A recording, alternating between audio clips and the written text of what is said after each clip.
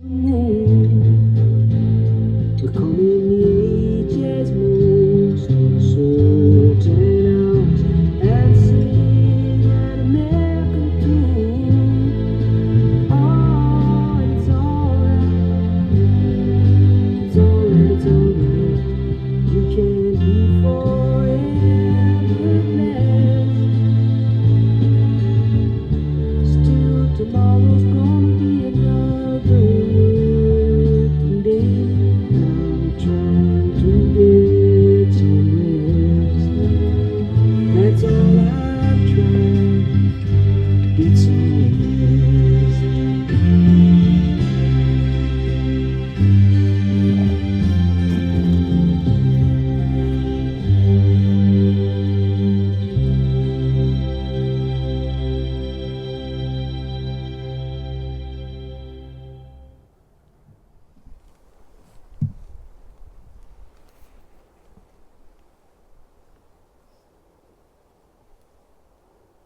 Nice music. I don't know how loud I have to talk with this microphone, but you can let me know if you can hear me or not. Yes? Yes.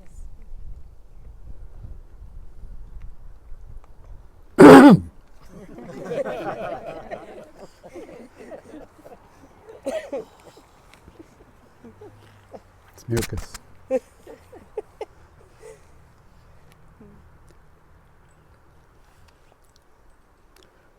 So I'm glad you all came. My name is Justin, if we haven't met before.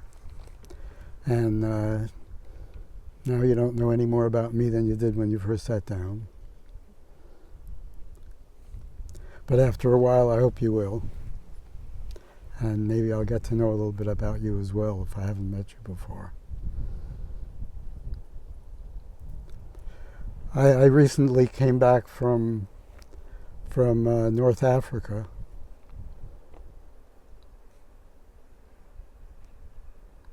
Sounds very exotic, but it really is just a few minutes away from Spain, Morocco. And I was staying in a small town there in a what they call a riad, and it has a lot of stories.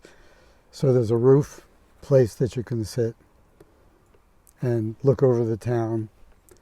And 5 times a day, the call to prayer sounds from microphones all over, not microphones, PA systems, loudspeakers, from all over the city, all over the town, here and there, more than you would think. It almost sounds like they're competing, but I wouldn't say that for sure. But it is something, especially at sunset, when you're hearing this call to prayer, and it's coming from all over the place. So it got me thinking about all the historic, you might say, calls to prayer there have been for humans.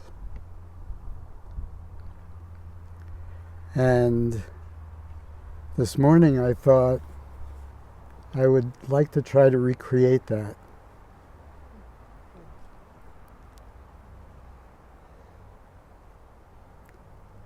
And then talk about it.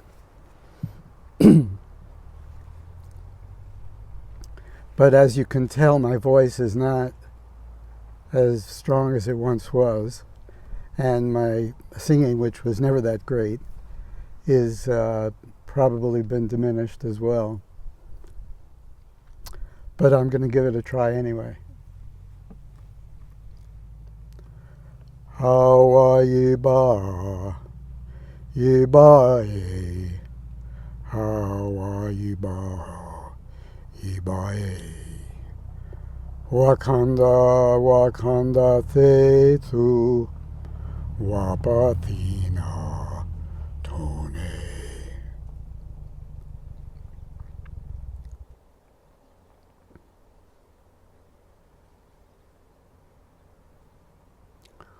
Om, Om, Om. Padme Om. Om Mani Padme Om. Aditya Hridayam Punyam Sarashatru Vinasharam. Om. Om Mani Padme Om.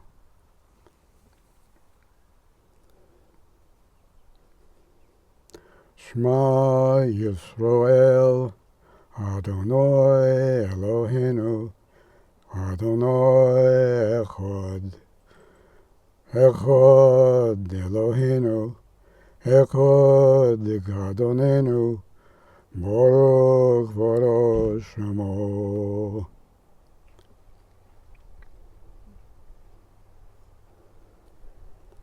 Allahu Akbar, Allahu Akbar, Allahu Akbar.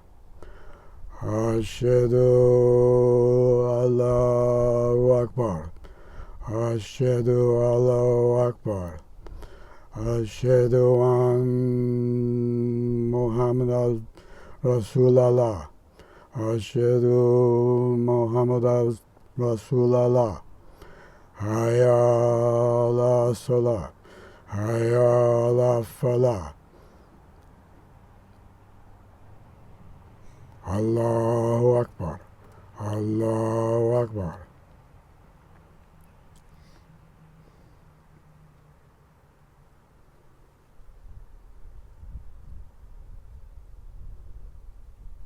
Dhyan Mulam Guru Murti Puja Mulam Guruve Namaha.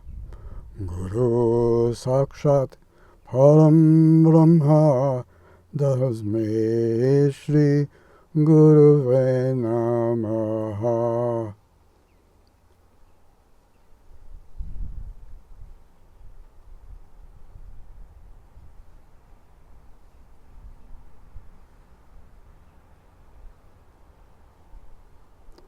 Amazing grace, how sweet the sound that saved a wretch like me.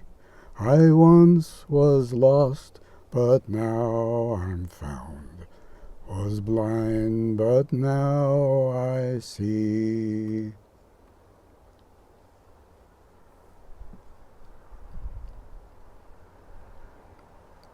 I don't know any others. I think I hit the major ones.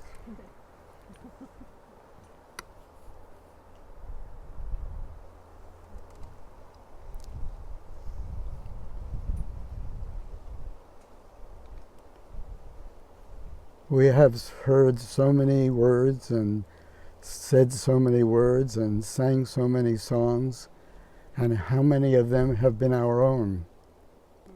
None of those have been our own. None of those have been our own.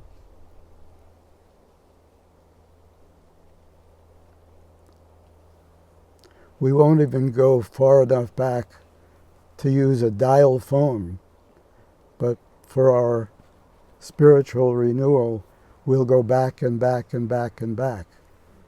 Do we not have a here and now for our spiritual renewal? Has this time not created for us something current that we don't have to go back to the past?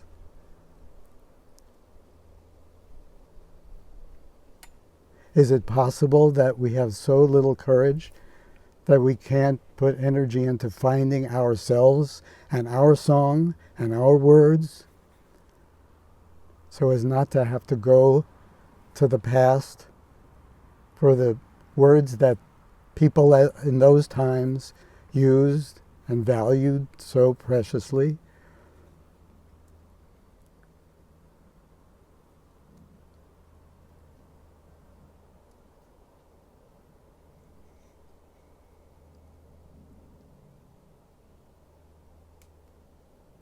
We come on a ship that's called the Mayflower. We come on a ship that sailed the moon.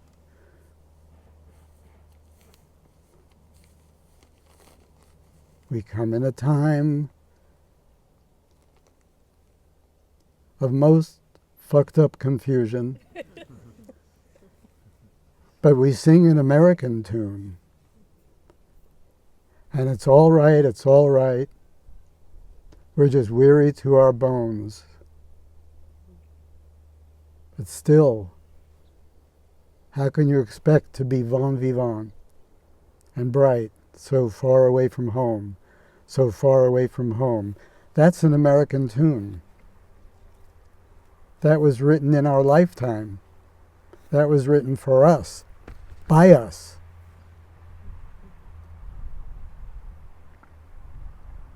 Do we have to pretend that we're Sikhs and Hindus and Buddhists, and do we not have the courage to become ourselves?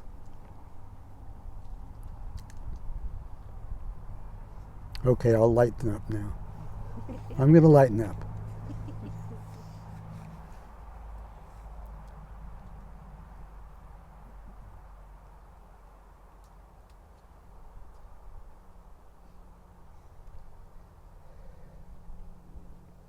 Actually, some teachers, transmitters that came from other cultures have tried to assimilate. You know, Rajneesh tried to assimilate. He tried to adapt. Trungpa Rinpoche tried to adapt. Others probably have tried to adapt.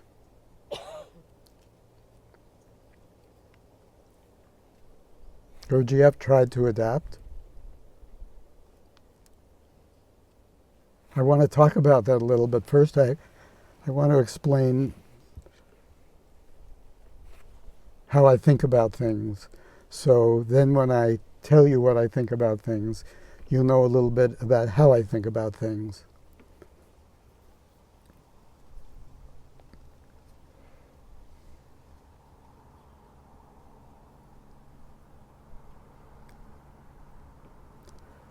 In baseball, in my opinion, the hardest position to play is first base. First base is an art form. It's an art form because you have two things very specifically you have to do at the same time. You have to catch the ball and you have to step on the base.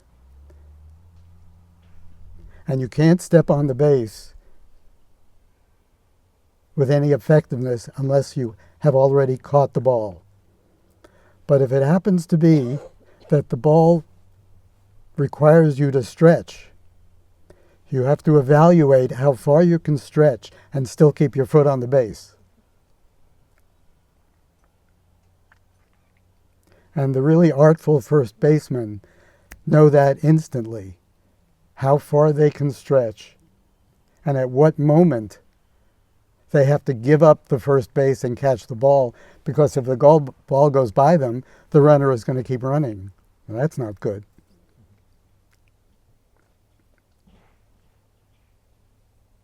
So the art form of knowing if you can keep your foot on the base, that you have to keep your foot on the base, that you have to catch the ball, is something to recognize. Similar to in football, American football. A person goes out and runs out for a pass. He's running along the sideline for a pass. And the ball comes to him. He has to stretch and reach it, but he has to keep his feet in bounds. The really artful pass catchers know exactly how far they can stretch. They lay out their body, keeping their feet in bounds and catching the ball. It serves no purpose to catch the ball if your feet are in bounds. You just as well might not catch the ball at all, because you don't get any credit for that. So the stretch for the first baseman and the stretch for the pass catcher is very meaningful in a spiritual connection.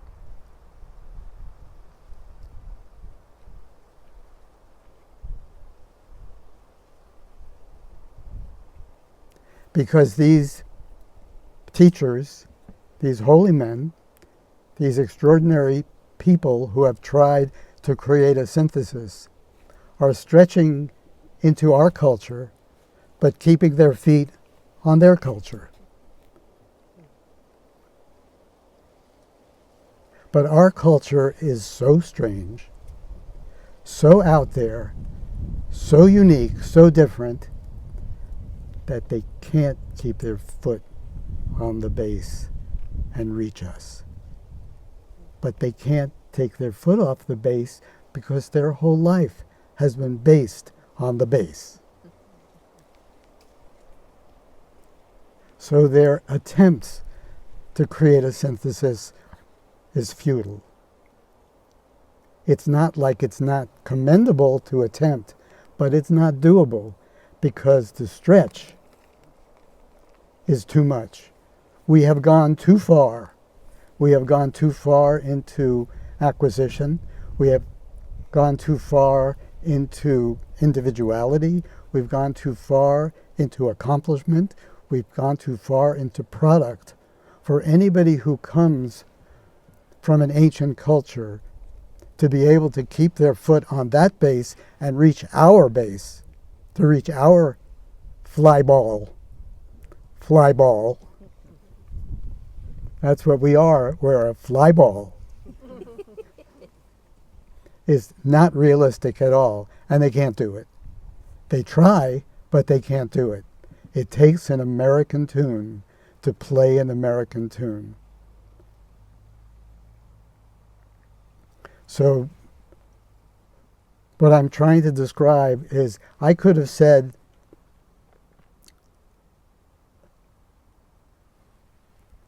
spiritual terms.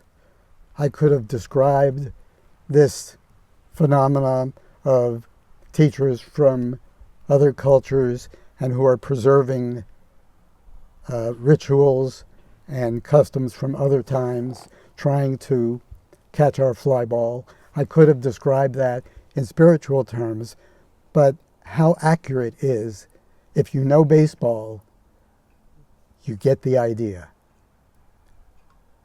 If you know the American tune, if you know the stock market, if you know the supermarket, if you know all the other markets, then you have that frame of reference. And I talk markets. I don't talk spiritual, but I talk real, so that if you know the American tune, and how could you not? As hard as you've tried to distance yourself from it, you are it. You were born in it, you grew up in it, you were infused in it, you are it. You have the frame of reference of it.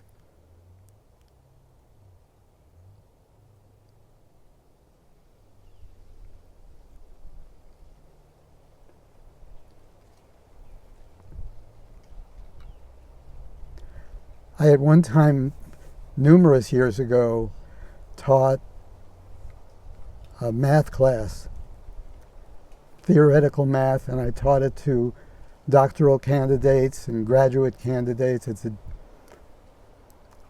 fairly long story how I got to do that, or how I came to do that, which I'm not going to tell. But the essence of that course was understanding the language and limitations of mathematics. There was a man who lived 100 years ago or so, up to, died maybe 50 years ago, who developed a theory called the incompleteness theorem.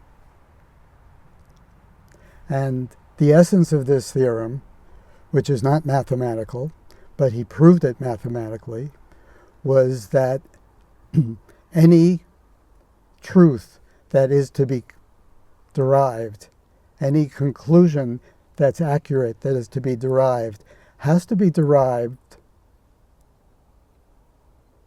by using some vehicle, vessel, language modality that comes from outside of the vehicle modality vessel that you're trying to prove. So, for instance, if you're trying to get food to taste exactly like you want it to taste, you have, within the cooking modality, you have measurements, all the different measurements. You have heat sources, you have frying pans or ovens, you have all those things that are in there, but you can't prove it tastes good with those things. You need something outside those things, which is a person to taste them. A person to taste them is not part of the recipe. In mathematics, which was his proof, this Gödel's theorem, this theorem of incompleteness theorem, was that anything that's proven with numbers has to be verified outside the world of numbers. I'll give you an example. If you want to prove 4 minus 2 is 2, which you all can follow, right? 4 minus 2 is 2. Mathematically, that makes sense, but you can't prove its truth unless you go outside of mathematics, because 4 looks like this. How can you take this 2 out of 4? You can't. It would look like, what do you take this line away and this line away and curve this line? You can't take 2 out of 4. You need apples. You need lines even. 4 lines minus 2 lines equals 2 lines. Lines are not part of the mathematical language. Mathematical language has numbers and letters. You need something outside. You need a metaphor. You need a fairy tale. You need a point of reference. Spiritual conversation is total and absolute bullshit. You cannot verify, you cannot have anything meaningful speaking spiritually about spirituality.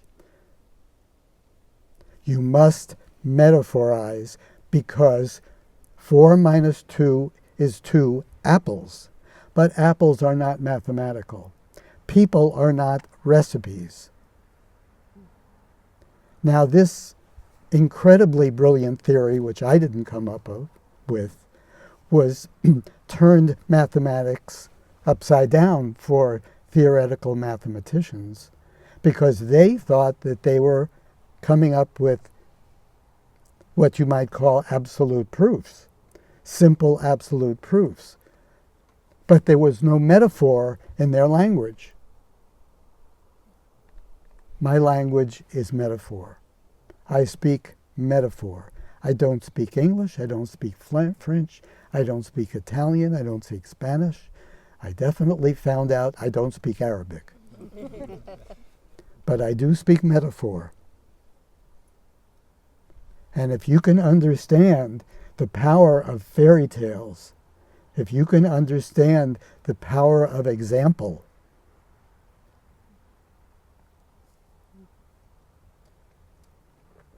from just this simple thing, if you happen to know baseball, you can feel that stretch.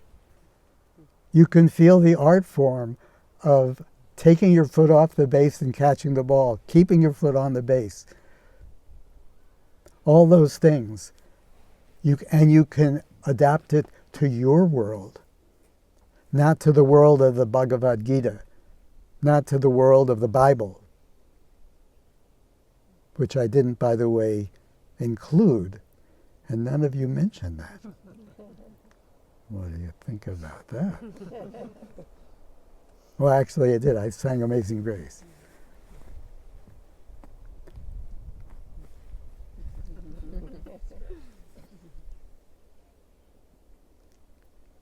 I was going to do Nomini Patri et Filii et Spiritus Sancti, but I couldn't come up with a melody for that. Is there a melody for that?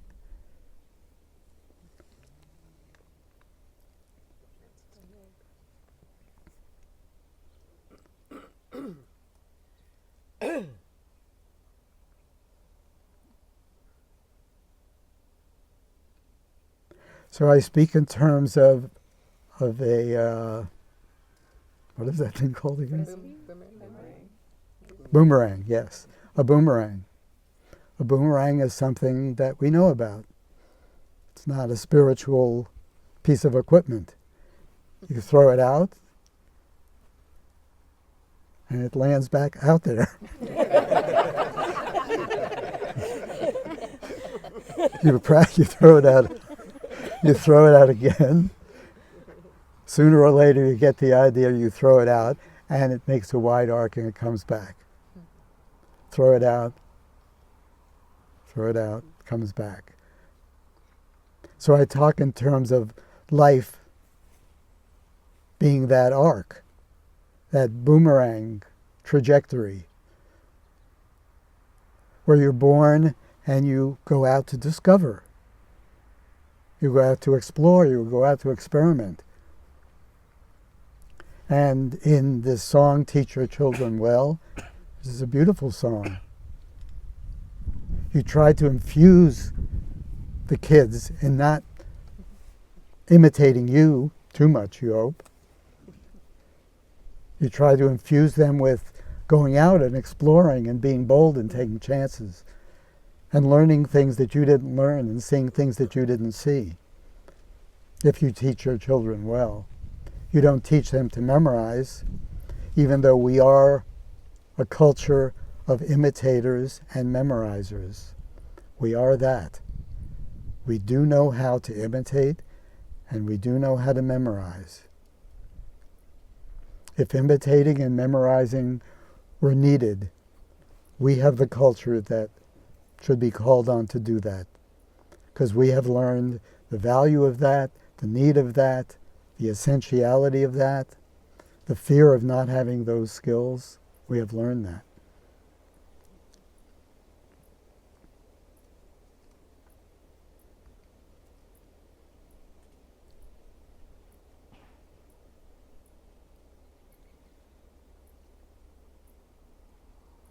Where was I? Metaphors. Making sure you're listening.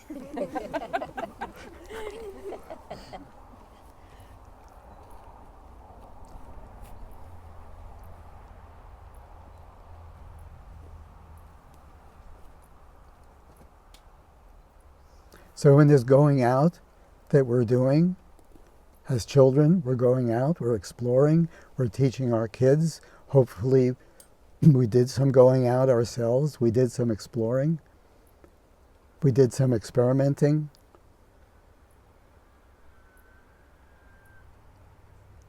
And if we didn't, it's not too late, we're still have opportunities to do that.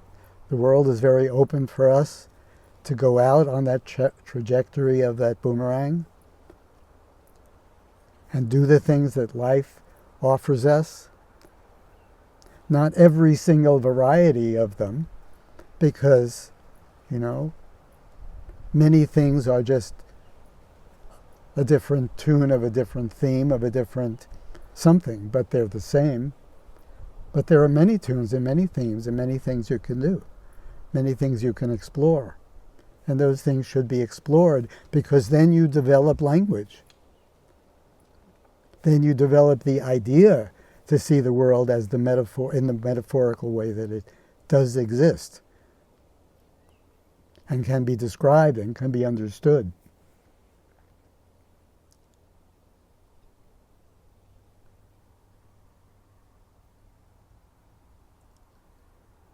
But at some time in this exploration, a person could recognize repetition.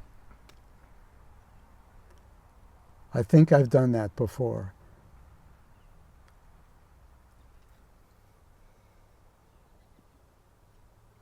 I think I've had that experience before. I think I've been there before. I think this would be a do-over. I think this would be a trying to recapture something that I've done already that can't be recaptured. I think I'm tired. And he said, weary to my bones.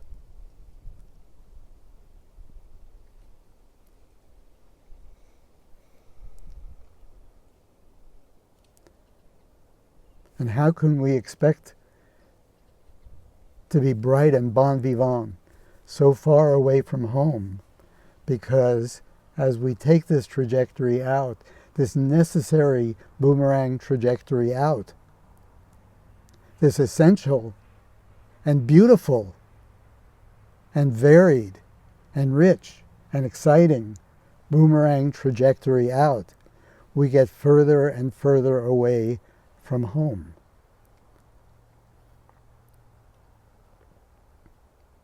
A necessary trip, an essential trip, a crucial trip, a critical trip, not a bad trip away from home, an important trip away from home.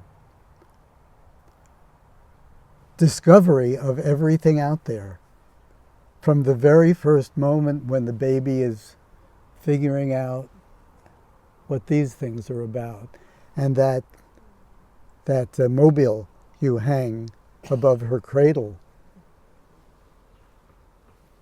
what that's about, and so on and so on and so on, with all the mobiles that are above all the cradles.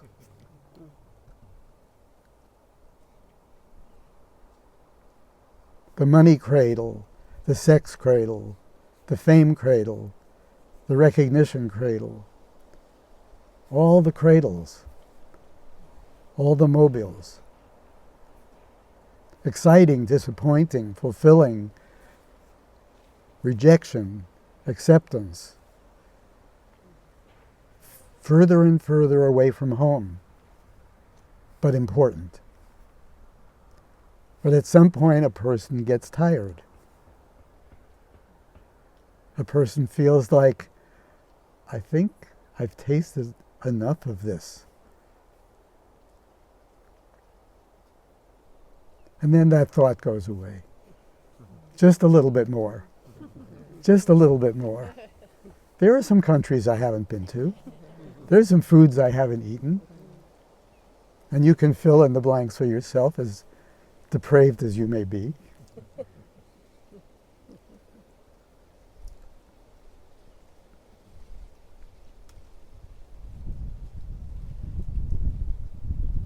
I mean, there are multimillionaires who aren't satisfied.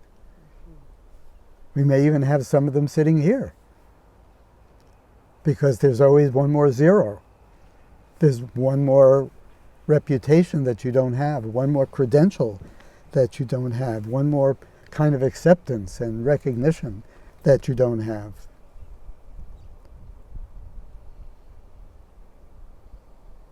I mean, you could bungee jump. One more thrill that you haven't had yet. But then you do that, it's not quite what you thought it would be, and you feel tired again. You feel weary to your bones. You feel repetition. You're far away from home, and you want to come home. This is where it gets really tricky. As the boomerang goes out, feel this boomerang's life. It's out here. It's going that way. And it's running out of steam. It's running out of energy. It feels like it's... But it's looking that way. But it feels like it's... What's going on here, this boomerang is feeling? You're the boomerang. You're freaking out. That boomerang is freaking out. What's going on here? I don't have the stuff to go that way, but I'm facing that way, and what else is there? Is there anything else? At that point, things get very tricky, because you've read the books and you've heard the stories, and you think you have a open door to something else. You're going to become a Buddhist. You're going to become a Hindu. You're going to become a whatever you're going to become. You're going to become a, okay, I hope I get this right, a mushroom coffee drinker. Do I got that right? I just heard about that today. That's the answer. Mushroom coffee.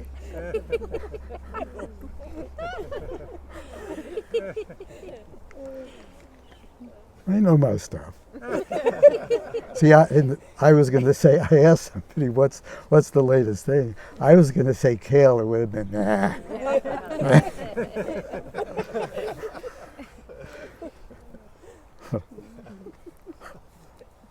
What does that old timer know? Mushroom coffee. Okay. So, so you try that. You get a little acupuncture, you little this, little that, and you think you're on the way home. But you're not. Because home is a place that has kept you alive and kept you breathing and kept you thinking and kept you in every dynamic that you've ever had. It has never left you. Your home is your life source. It's always been there. You've imagined that you've moved away from it, but you've never moved away from it because your breath has always been there. It's always been with you. You've always been with it. It's always been with you, but you have not been aware of it because you were focused out there. Necessarily focused out there. Importantly focused out there. Positively focused out there. But now you're looking for the next doing. What can I do that won't be going out further, that will take me closer to home? Well, the answer is you can't do anything, because coming home is not a doing. Coming home is an undoing. Coming home is removing the obstacles that your going out has placed between you and home. Not with any negative intent whatsoever. Nothing negative about it. All in search of. But in search of home, coming home is a different trajectory. It's a trajectory of relaxation. It's a what word did I use? A trajectory of passivity. It's not a trajectory of doing. It's a trajectory of not doing. And as people who sing an American tune, who are born with an American tune, we have no idea what the fuck that means. Because everything we do is doing. What do I got to do? What do I got to get? How do I get it? How do I do it? How do I get it? How do we do it? Do it, get it, do it, get it. That's what we know. That's all we know. If you think you're different, you don't know yourself very well. So you want to do and get going home. What do I do to go home? What do I have to get to go home? There's nothing you can do to go home. There's nothing you can get to go home. The obstacles the necessary obstacles that were placed in your path by others, by yourself, by your culture, by the necessity of having them, pride, essential in going out, self-confidence, essential in going out, bravado, essential in going out, the ability to lie, essential in going out. You go for a job, you want to do something, they say, do you know what you're doing? I don't know what the fuck I'm doing. You can't say that. Of course I know what I'm doing. Yeah, sure, I know this. I've done this. I've read that.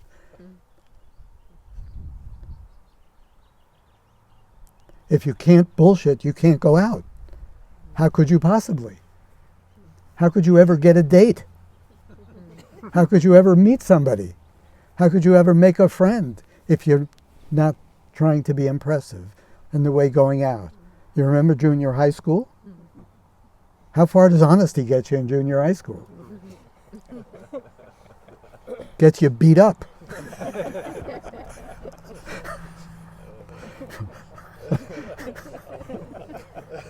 I never had that experience. Not meaning I was good, I was just too full of shit to get beat up.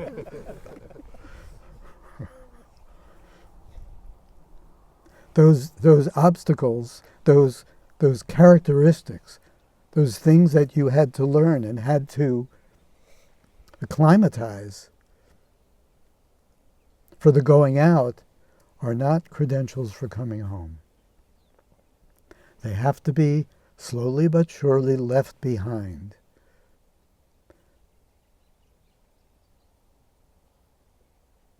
This dynamic here is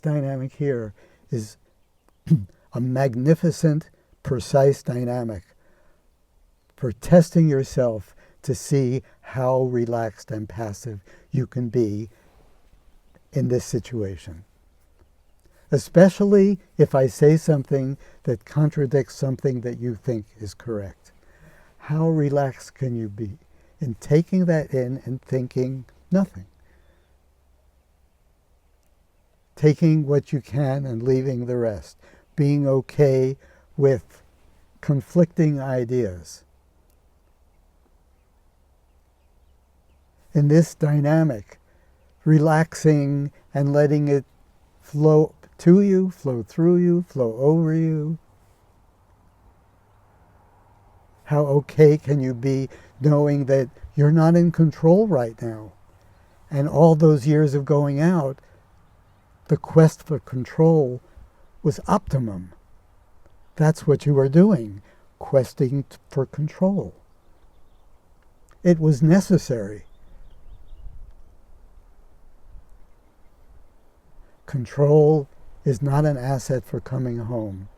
The slow relinquishing of control is an asset for coming home. Not control relinquishing to another person, not to another culture, not to another idea. Control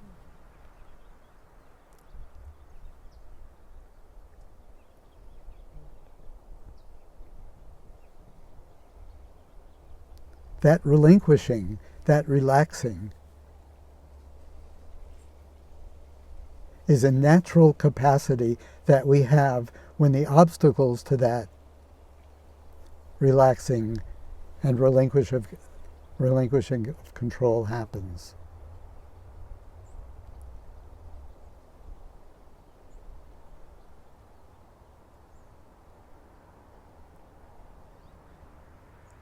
So I don't have to teach you how to come home. I don't have to teach you what the path looks like to come home. I can maybe demonstrate what being home looks like, or having home accessible looks like.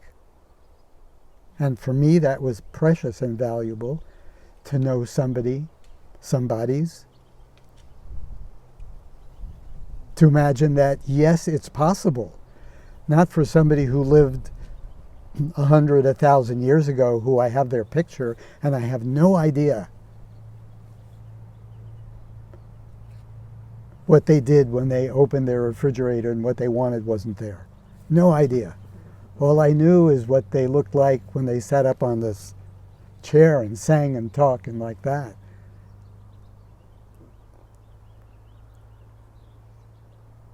But I was fortunate to meet someone and get to spend enough time that I knew for real. The morning, the noon, and night. Knowing that it is possible for a human being to live from home. To actually do things that are fun from home. To actually function in the earth, on the earth. To know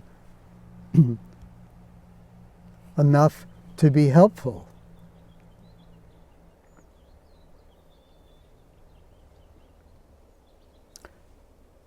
I was in Morocco, and if you've ever been to Thailand and know, not Thailand, Vietnam, and know what the traffic is like there.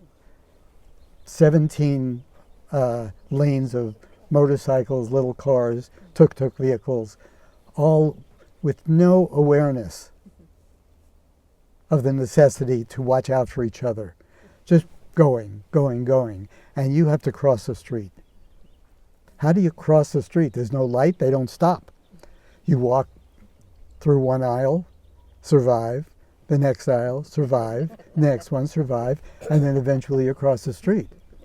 There's no more pattern that you're going to have than that.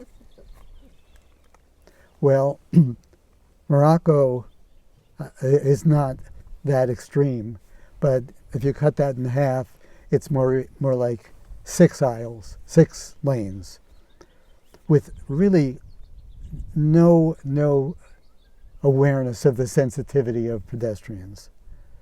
Really none. You have to look out for yourself. They're not going to look out for you. So I took a walk by myself. I was standing on the curb, planning my negotiating to cross, and I saw a tourist, an older man, standing, I don't know, maybe 20 feet to my left. And I knew how to do it. You know, I've been to Vietnam. I had crossed the streets here. I know the routine and how to do it. It's not fun, but I know how to do it. I mean, if you can stay on the same side of the street and get what you want, you're not gonna cross. But he wanted to cross, and so I saw he wasn't going to be able to cross the street. He didn't know. So I walked over to him, put my hand on his shoulder. I said, "Follow me." I don't know if he spoke English or not. I may have said it in French because French is a language there, but he followed me and we crossed the street. I was aware of his need. I wasn't so far home that I didn't know that. It's not that I was a hero in that instance, but being home involves awareness. It involves a lot of awareness. It involves our natural ability to be aware outside of ourselves, because going out sure doesn't have that awareness. All the awareness in going out goes you know where. What do I need? What do I want? What do I want? What do I need? It goes here. And if there's any awareness in the going out for outside is, how does this person present a danger to me? How will I be embarrassed by interaction with this person? How will I be not recognized, not valued? So I will know you, I will know you, I will know you. It's called paranoia. I will become an expert in scoping out the dangers outside myself, because that's part of the going out process. That's an awareness that is not necessary in the coming home, but awareness is part of coming home. Awareness what other people need. Because your needs are decreased because you're home. There's no better place to be than home. You could be in Morocco and be home. You can be online in the supermarket. You can be home. You can be online in the customs place. And be at home, usually. Depends what's in your pocket, of course.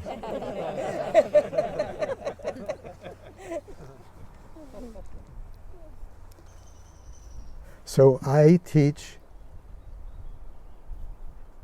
the becoming aware of the obstacles that have assimilated, that you have assimilated, that have attached themselves onto you in the process of going out, and how to recognize what they are and to assess for yourself if they're assets in your process of going home, or if they're not assets. If you want to leave them behind, if you don't want to leave them behind, but you become aware of them. And I teach tools. The tools are doings. They're unfortunate doings, because doings are really not part of the coming home process, leaving doings behind.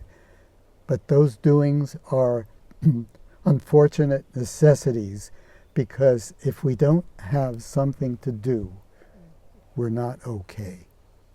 So when Mayor Baba says, "Don't worry, be happy," good luck with that. Who was ever okay, be able to follow those instructions? How do you do that? Because we're Westerners and we need something to do. So I will give you something to do. I will give you a tool to use because you need it. You need it. It will help you to see the obstacles that are there. And then you can decide whether it's time to leave them behind. It's not time to leave them behind. That's up to you. I don't make decisions for anybody about anything. I don't tell people what to do. I don't make rules for people.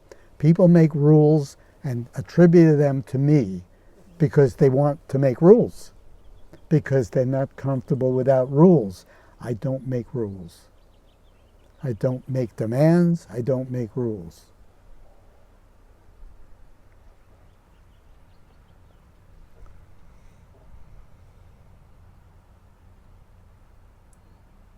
But I do help people to see the obstacles that are in their way from coming home. If they feel that tiredness, if they feel that repetition, if they feel they're ready to make that turn and start facing in the direction of home. And then once you make that turn, really, everything changes. As I've said so many times, you're not in a hurry to get home because you're facing home.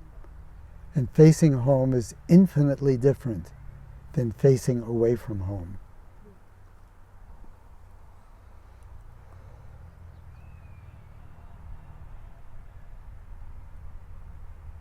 It takes the rush out of things.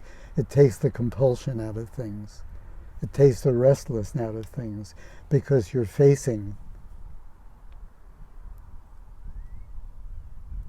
the place within inside yourself that has never left you. The energy that has kept you alive, that has energized all your thinking, all your feeling, all your life. You're facing the reality of that energy.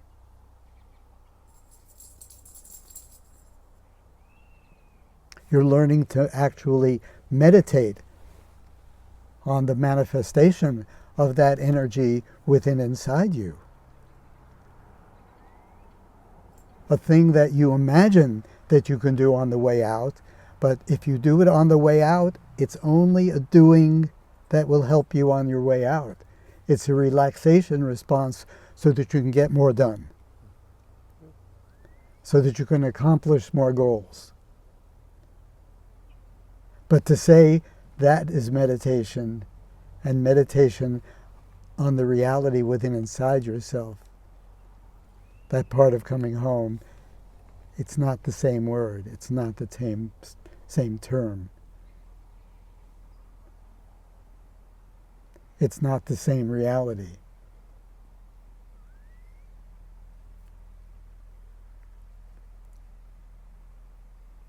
Peace comes from facing home.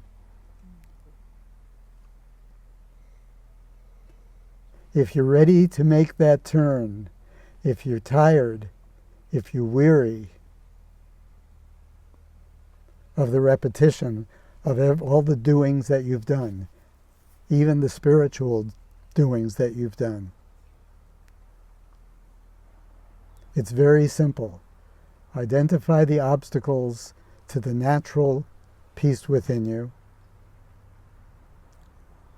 Be clear on that they are obstacles to coming home. They are not assets to coming home.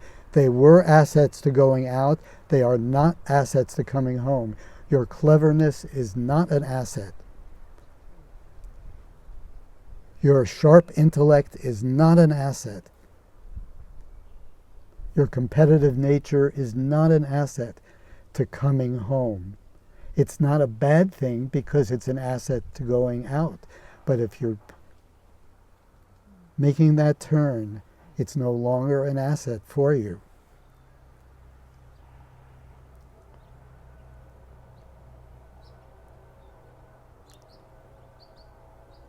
I help people to identify those assets that were assets going out, but they're not assets coming home. for people that feel tired and feel the pull to come home, ready to make that turn.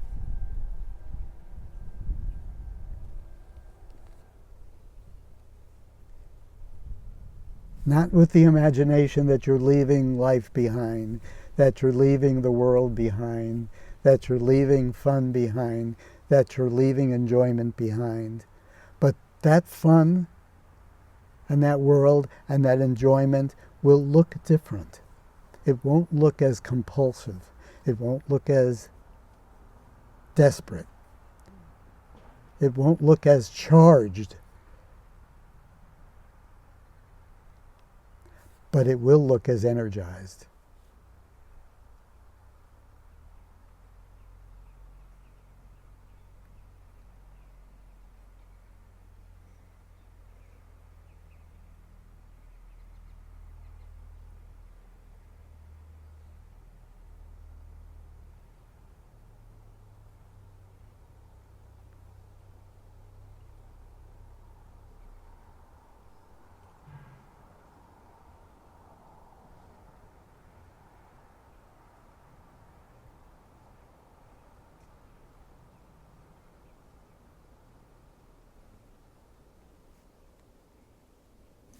What do we do now?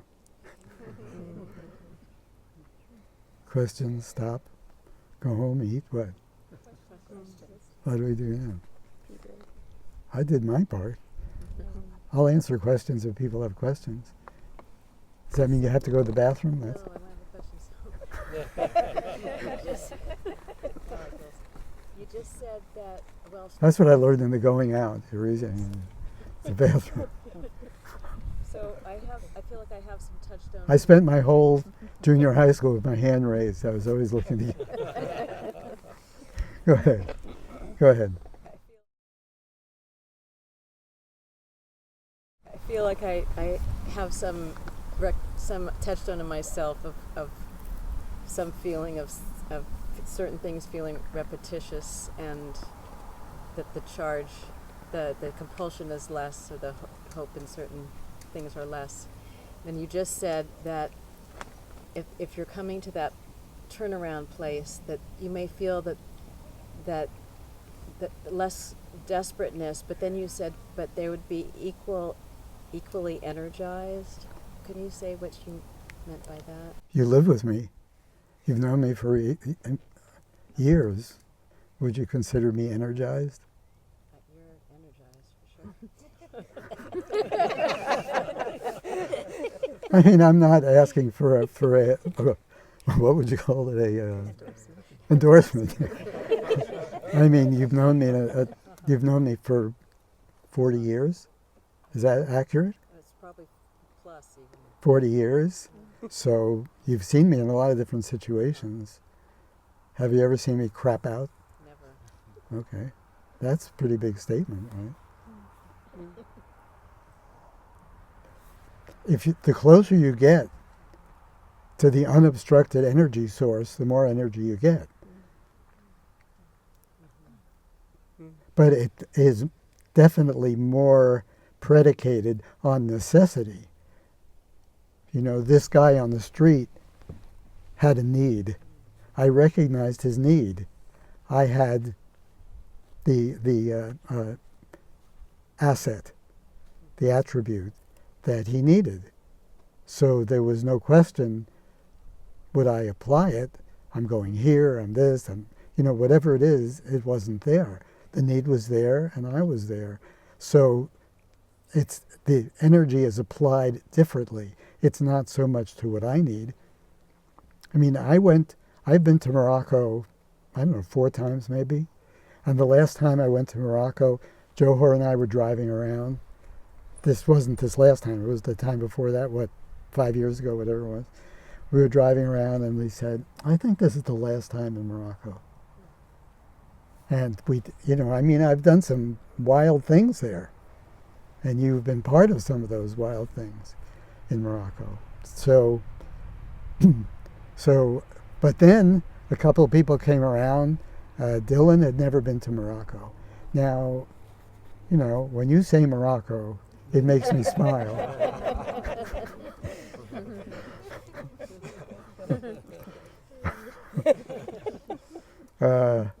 So Jenna had never been to Morocco. Dylan had been to Morocco. So I said, okay, I can do that. Because for them, I could do that. I had a good time there. It was fine.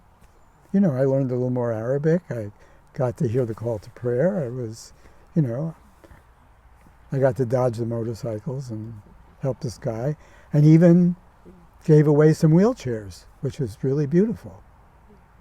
So I had the energy to do that. I had the energy even to crack the whip a couple of times when people got a little lazy about giving away the wheelchairs. So the closer you get to the unobstructed source of energy, because you're always being kept alive by that energy, but you've got the obstacles. So you're not aware of it. You're not, you know, it's the buzz isn't with you. You know, it's like the sound of your voice is louder than the sound of the energy that keeps you alive. So talking to yourself and all of that. I don't have that. When we something that I basically insisted on and had no trouble getting cooperation and agreement with is that if we're going to do this adventure trip, then we have to do something for some giveaway, something like that incorporated in this trip. So we made some calls, we made some connections, and we found this organization that in Marrakech that gets women together who are handicapped to get employment, which is huge. To have something purposeful to do, to make money for their families and like that. They just don't have opportunities to do that at all. Women to start with. I mean, Morocco is surprisingly conservative compared to what it was 20 years ago. I mean, the women are wearing hijabs more than they were then, and more Arabic than, less European. Definitely hungry for the tourist dollar, but very definitely more conservative. So these women have no shot, and they're handicapped besides. You know, so usually, you know, my hero when I was a kid was the Lone Ranger. I've said it before. I liked playing the part of getting things done for other people and then stepping away and let other people take the credit like that. I kind of got a charge out of that. I've always gotten a charge out of that, you know, like moving on. And so we went through the traffic and we got the wheelchairs, and we got a whole bunch of wheelchairs and some irons and stuff like that because they do embroidery. That's what they do.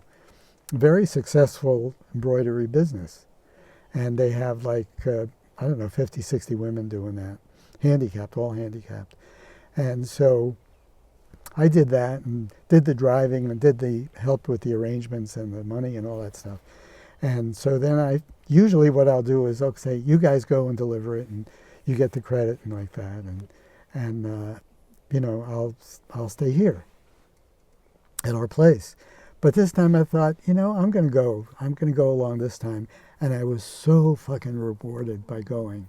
And I'll tell you how I was rewarded. You know how it is when you meet, if you haven't really traveled in a multiracial society, and Grass Valley is not a multiracial society, you know. There's very few black people, and you can be around and not be around many black people. You know, I grew up in New York City, and I was around Puerto Ricans and black people, and you know, just all the shades of color I was around.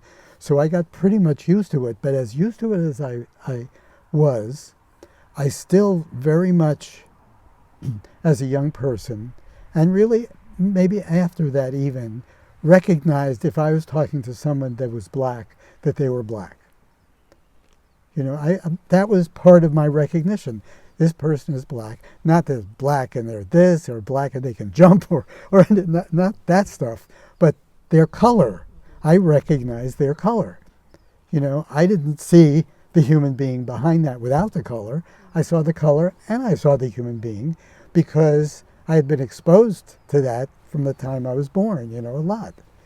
So I walked into this, we all walked into this facility that these people had, this handicap facility, and the lady said, we said, we're the people and we're here and they're delivering the wheelchairs and we want to help assemble them or whatever has to happen. And so we walked in there.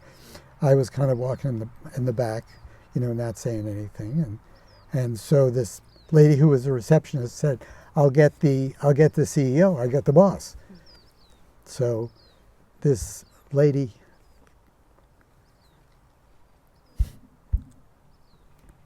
this was very meaningful for me, as you can see. This lady comes in, she is 3 feet tall at the outside. She is the smallest person I have ever seen as a grown-up person. She is tiny beyond tiny. She came up to like here on me. And so, I mean, that's something you notice right off, you know. So I see this person who's really small, and how long does it take to see a person who looks really different to recognize that you're in the interaction with them and their difference has no meaning? It takes a while. Usually it takes never. It took 5 minutes with this lady, and not because of me, because she was so alive, she was so human, she was so dynamic, she was so humorous.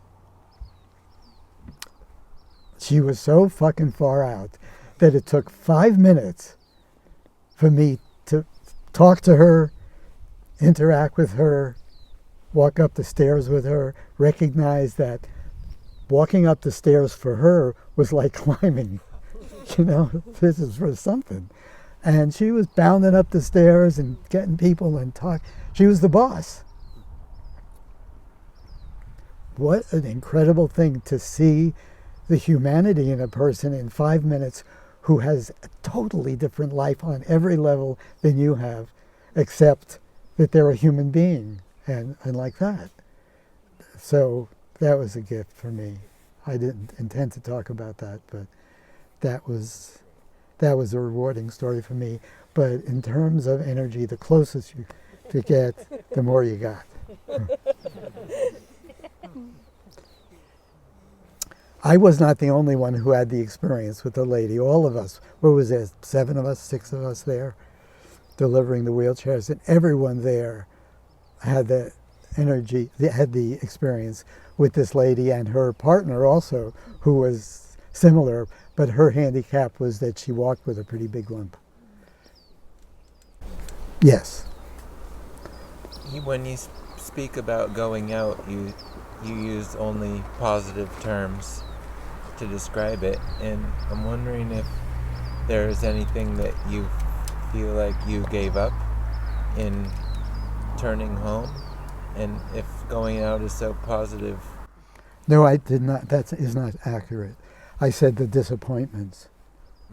Disappointments are part of, the rejection is part of going out. That's painful, yes. Is there something good that I'm gonna give up by turning towards home? Because that feels like one of my fears, is that there's still good stuff available in going out. What would be an example of that?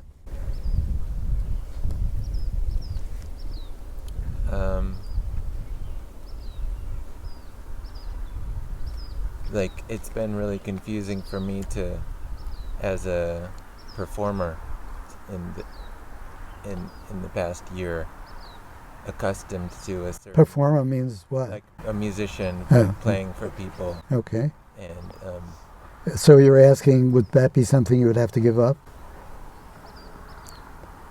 No, not if I would have to give up performing, but just like some of the feelings that I have in the past gotten out of performing, of like feeling good about myself or something, like getting attention. Right. Like- Well, you only feel good about yourself because you feel bad about yourself the rest of the time. You wouldn't have to get a charge. You wouldn't have to have people coming back at you saying you're cool and appreciating you, because you would already have that fulfillment from within you, so you wouldn't need that. So your interpretation of positive is the removal of the negative. So if you feel insecure, the performing would make you feel secure. But what if you felt secure? Then you could do the playing. You could do the playing. I'm a musician. I like to play. But I don't need to perform, and I don't need anything coming back at me. I can have people listen. I can have nobody listen. Is there anything that you feel like you gave up in the process of stopping going out? That Yes. is valuable. Selfishness, self-centeredness,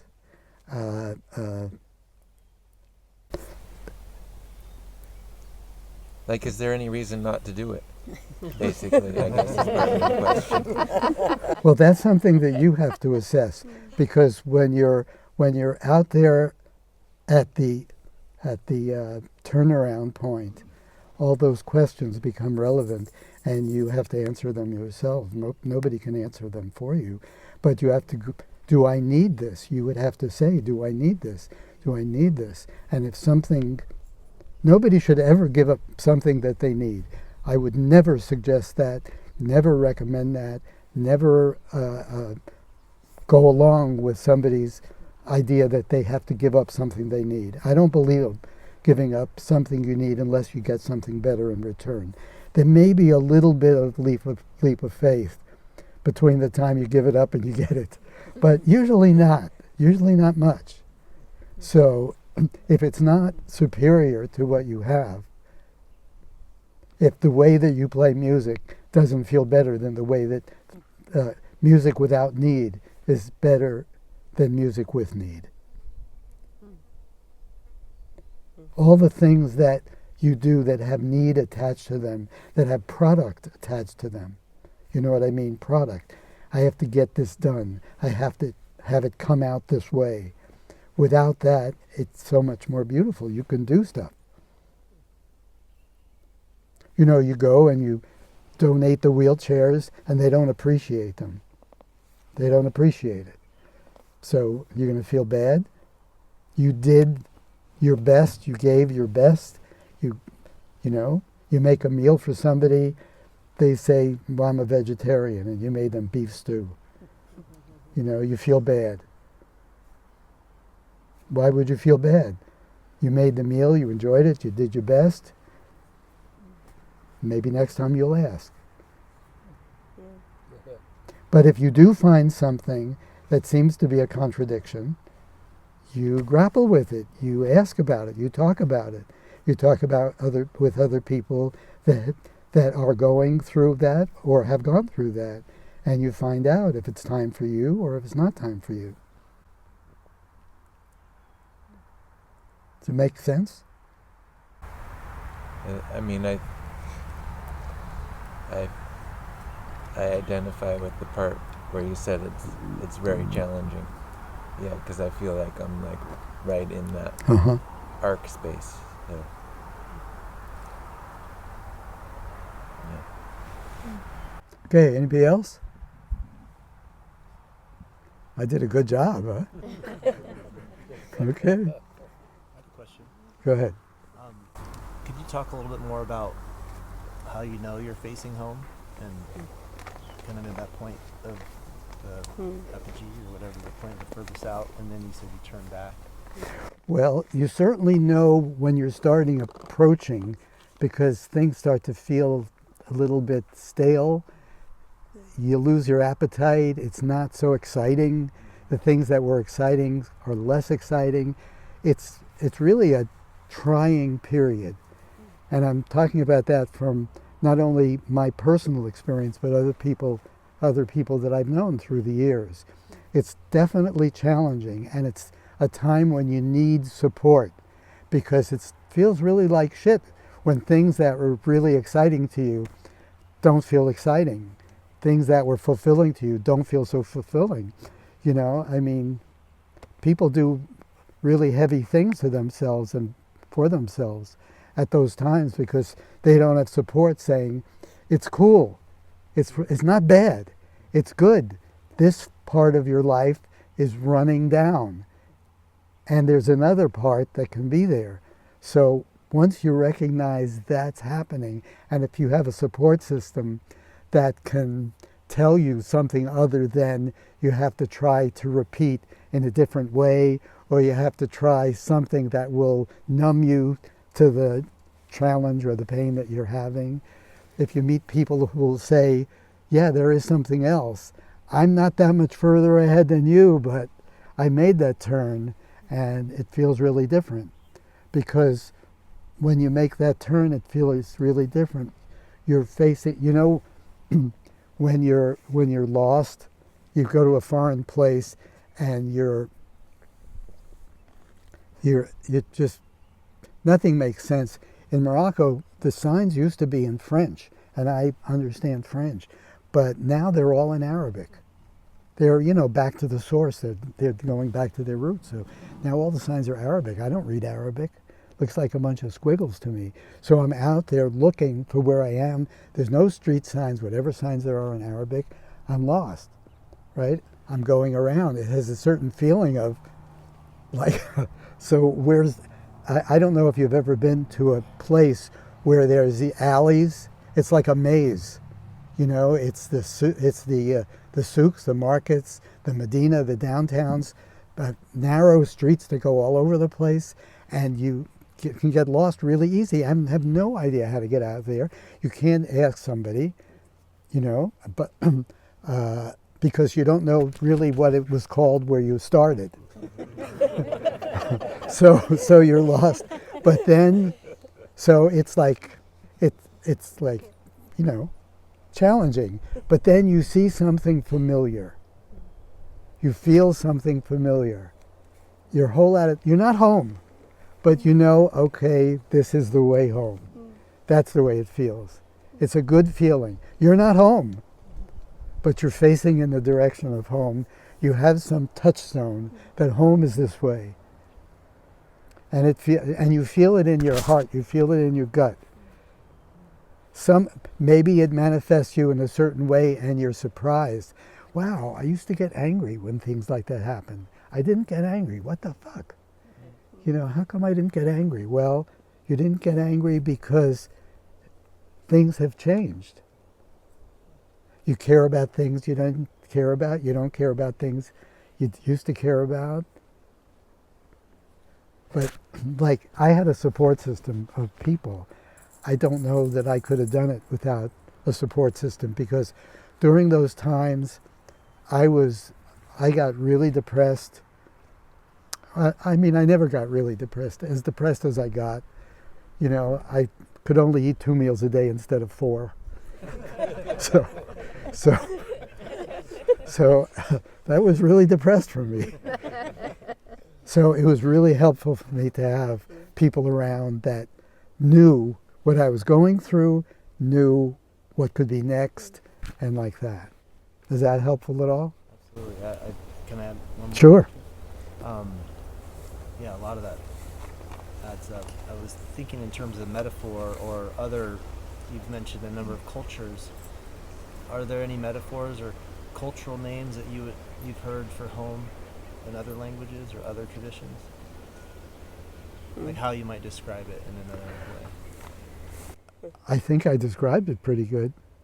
You mean, why would I describe it in terms of another culture? Would that be helpful? I was just curious because you mentioned, you know, Arabic or Hindu or these different religious things, and I wasn't sure if home obviously is a metaphor in the first place, but the sense I was just getting. Well, there's concepts of enlightenment, which are usually extremely distorted.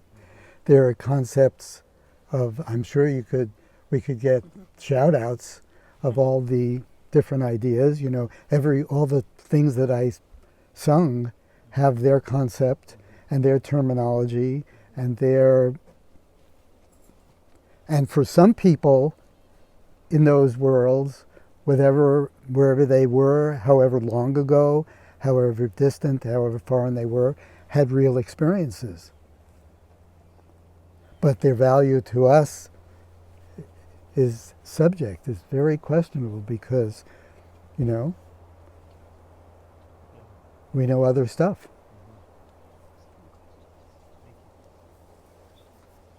Yes. Go ahead. What do you have against rules?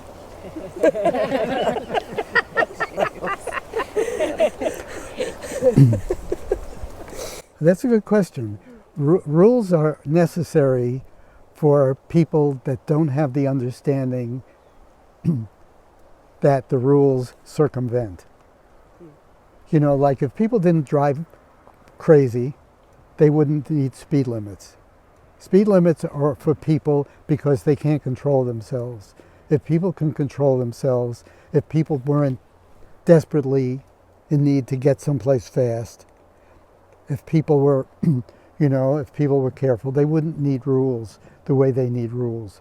Rules are restrictions, right? Rules are restrictions. People need restrictions because they don't have the understanding and the state of being to perform in a way that a person would mimic by being restricted to do that. So I don't have anything. I think rules are necessary in society because people are unconscious, unaware, self-serving, and rules are needed to keep the structure of society. But in the world that I live in, which is extremely limited, deliberately, people have understanding and people have a state of being where hopefully the need for rules is minimized to the point that they don't need them. Wouldn't that be beautiful? Because my concept is more the Shangri-La concept. Do you know that story? You have never read that book? Are you fucking illiterate? Which book? See, now a person could think, well, that's rude, that's heavy, that's what, I would just, but he's smiling, he's laughing, he knows I like him, he likes me, we're friends, he can handle it, so I can say it, and we can laugh about it, right? Yeah. Okay. Okay, you never saw the movie? See, this is the part of getting familiar with the tune that you're part of. That's part of what I would suggest. I would suggest read that book, watch that movie. It's important. It's an important book, an important movie to learn for a reference. Because Shangri-La, that terminology has become part of our Vernacular. Yes, it has become part of our words. But it means something. It means it's a story about someone who had a concept that fighting the nature of people's barbarian.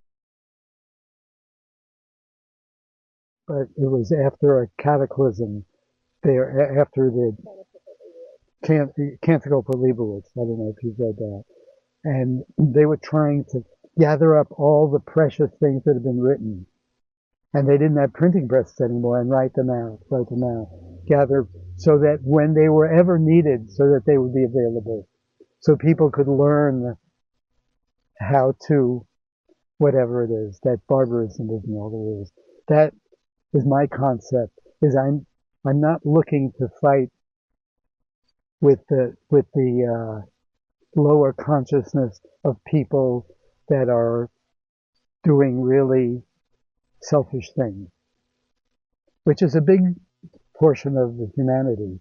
But I am trying to make it possible for people who want to do something else to have a place to go, and to keep that alive, so that at some point, if that becomes relevant, that people want to know how to do that, that it's there.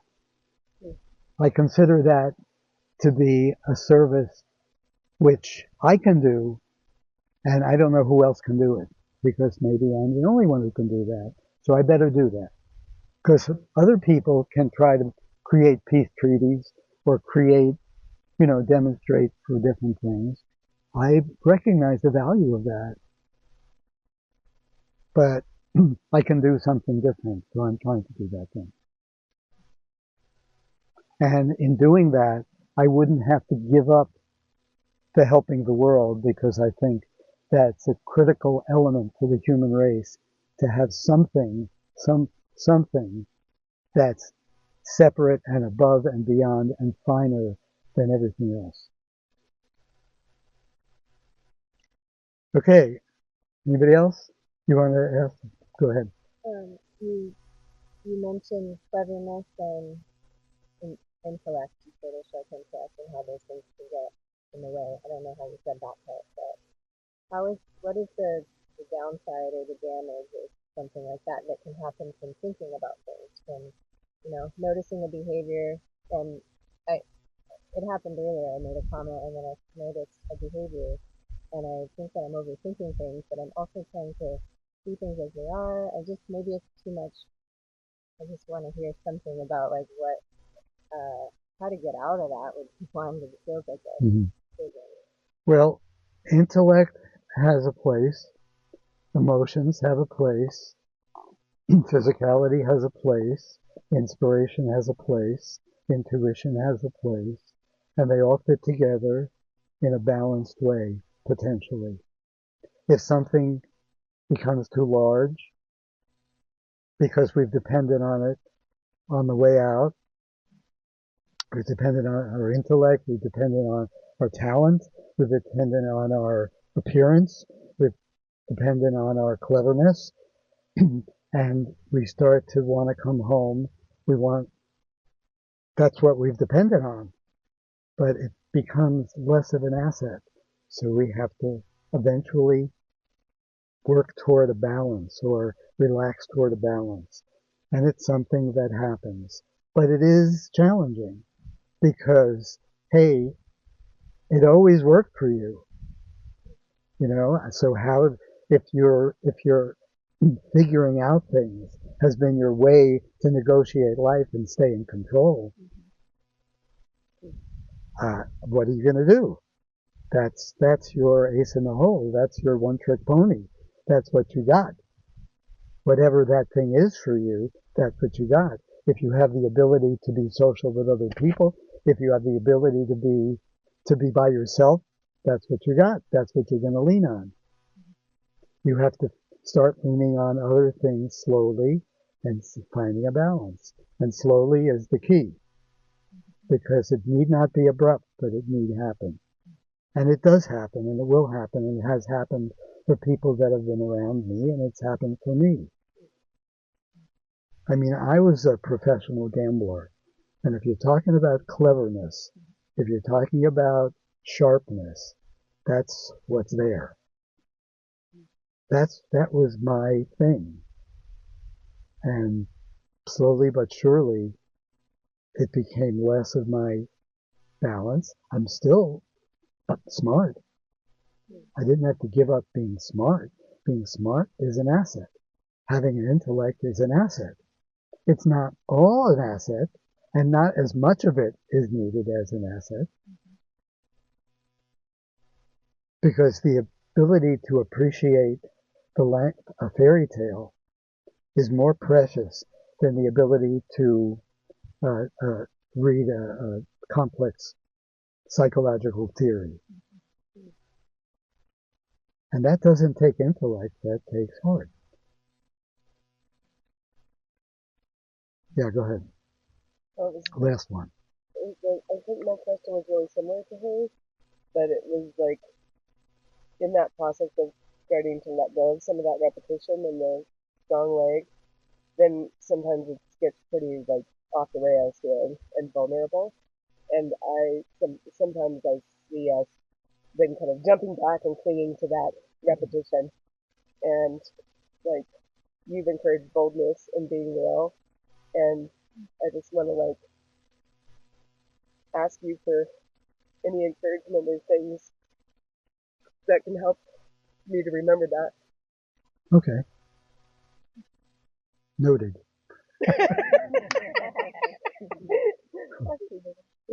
It's interesting for you're one of those people that has leaned on your intellect, and one of the most helpful things to relax leaning on intellect is recognizing you're not as smart as you thought you were. Something that I recognized, I was very clever, but to think I was smart in the way that I thought I was smart, especially in competition with other people, I found that I was not. Because the connections, I could not make the connections that some of the people that I crossed paths with could make. The metaphorical connections, the finer connections of how things fit together, I couldn't make them as adroitly as other people could. And so I learned that I had more of a routine of cleverness and intellect. It was more imitation than it was intelligence. So to discover that is a challenge, because if you've leaned on that, and people have leaned on that, and then they cross paths with me, talk to Joe. I mean, it's challenging, but it's relaxing. It's so relaxing to recognize how it all fits together, and that you can have the strengths that you need to have, because none of them were as extreme as you thought they were. Okay, are you all done? Okay, maybe we have these meetings every Sunday. I don't talk very often, but I do sometimes. But I consider it more valuable to hear, if you want to hear more, what other people say than what I say. I consider it really just because. And so any Sunday you want to come by, find somebody who you can call and find out what time and where, because we have a couple of houses that we meet at, and if the weather fits and if it doesn't fit. So you're welcome to come anytime and bring anybody you want or not. There's no joining you have to do. There's nothing you have to do. There's no requirements. There's no money now or ever. And if that's not enough to blow your mind, then come back and find out.